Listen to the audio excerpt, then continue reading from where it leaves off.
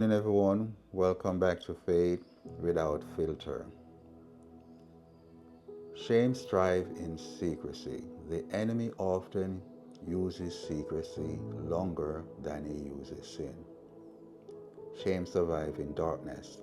It convinces people that hiding is safer than being known. Sin may wound the conscience, but shame whispers, "You must hide." Shame becomes a prison where we hide our struggle, hide our question, hide our wounds, hide our failure, and hide behind our performances. Shame isolates because it tells people that exposure means rejection. But the gospel of our Lord and Savior Jesus Christ says the complete opposite. Grace does not grow in secrecy. Grace meets people in the places they were taught to conceal. From the book of Genesis onward, shame made humanity hide among trees. After the fall of humanity, we all cover ourselves with our masks and our performances.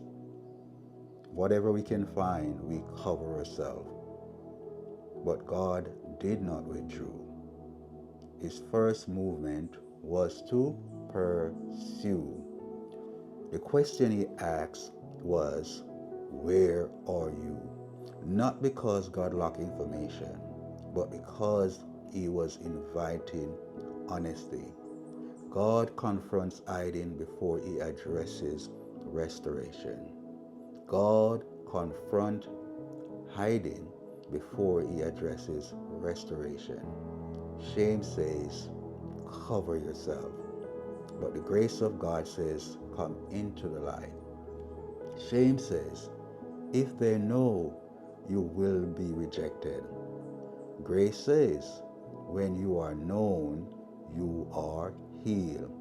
Secrecy protects wounds from exposure, but it also protects wounds from healing. What stays hidden often stays unhealed. Many people are not trapped by their sins alone, they are trapped by the shame attached to their story.